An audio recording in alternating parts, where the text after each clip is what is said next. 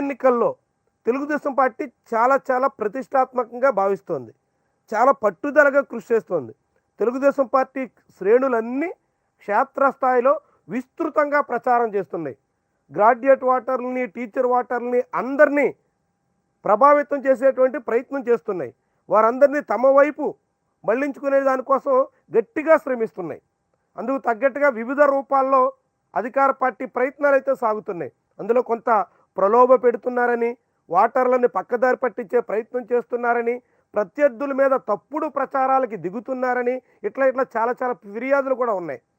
అయినప్పుడు కూడా గోదావరి జిల్లాలో టీడీపీ ఎమ్మెల్సీ అభ్యర్థి పేరాబత్తుల రాజశేఖర్, కృష్ణా గుంటూరు జిల్లాల్లో టీడీపీ ఎమ్మెల్సీ అభ్యర్థి ఆలపాటి రాజా ఇద్దరూ కూడా ప్రస్తుతం అనేక రకాలుగా ఎదురీదుతూ ఏదో రకంగా గట్టెక్కాలనేటువంటి రీతిలో ప్రయత్నాలు ముమ్మరం చేశారు.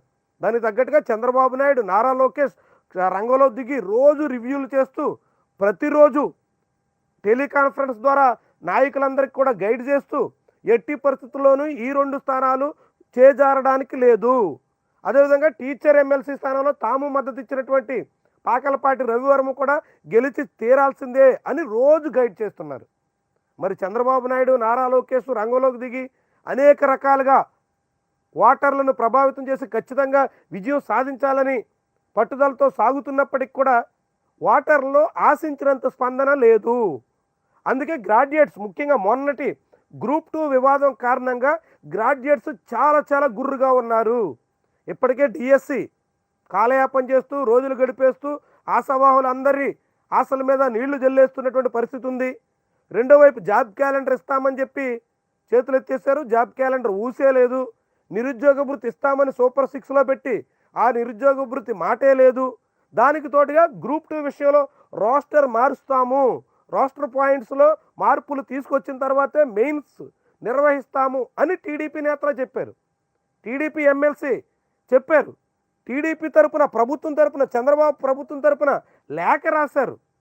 న్యాయపరమైనటువంటి నిపుణులతో మాట్లాడి ఆ అభ్యర్థులందరికీ న్యాయం చేస్తామని నారా లోకేష్ ప్రకటించారు. అవన్నీ ప్రకటనలకే పరిమితమయ్యాయి, మాటలకే పరిమితమయ్యాయి. మభ్యపెట్టేందుకు మాత్రమే ప్రయత్నం చేశారు, ఇట్లా మమ్మల్ని మోసం చేశారు అని గ్రూప్ 2 అభ్యర్థులందరూ కూడా చాలా గుర్రుగా ఉన్నారు.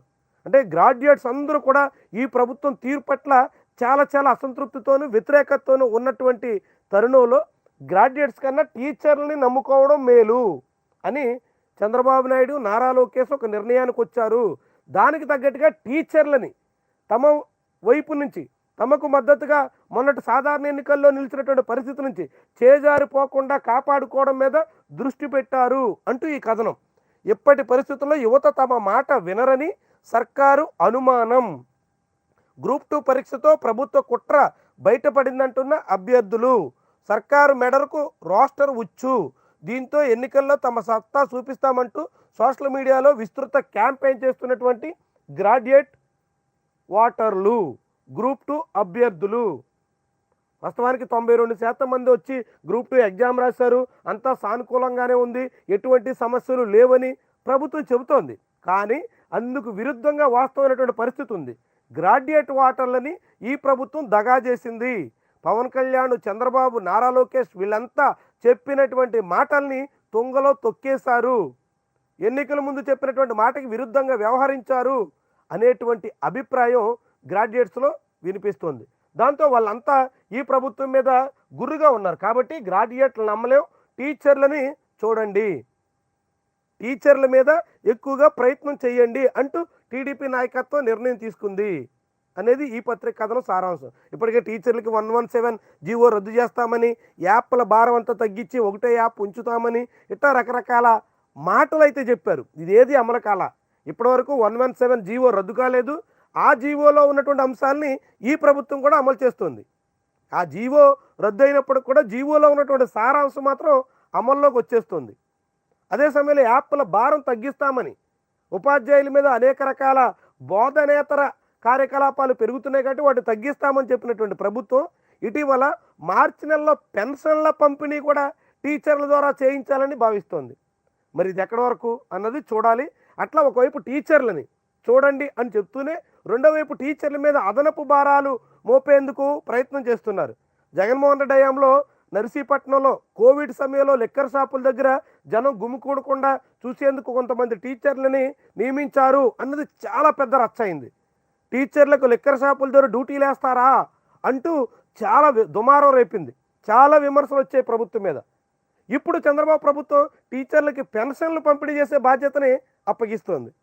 మరి అప్పుడు లిక్కర్ షాపుల దగ్గర డ్యూటీ వేస్తే తప్పైనప్పుడు ఇప్పుడు 10వ తరగతి పరీక్షల ముంగిట 10వ తరగతి ఇతర ఇంటర్మీడియట్ అన్ని పరీక్షలు జరగాల్సినటువంటి సమయంలో పరీక్షా కాలంలో టీచర్లని పక్కదారి పట్టించి ఇతర విధులు నేర్పించడం, ఇతర విధులు అప్పగించడం ఏ రకంగా సమంజసం అవుతుంది చూడాలి మరి. అయితే అట్లాంటి టీచర్లని ఒకవైపు ఇతర బాధ్యతలు అప్పగిస్తూ బోధనేతర బాధ్యతలు వాళ్ళ మీద మోపుతూ రెండో వైపు వాళ్ళని ఆకట్టుకునేటువంటి ప్రయత్నం, ఎమ్మెల్సీ ఎన్నికల్లో ఏదో రకంగా గట్టెక్కాలన్నటువంటి లక్ష్యంతో ఉన్నటువంటి ప్రభుత్వం టీచర్ల మీద దృష్టి సారించినట్టుగా ఈ కథనం మనకి చెబుతోంది.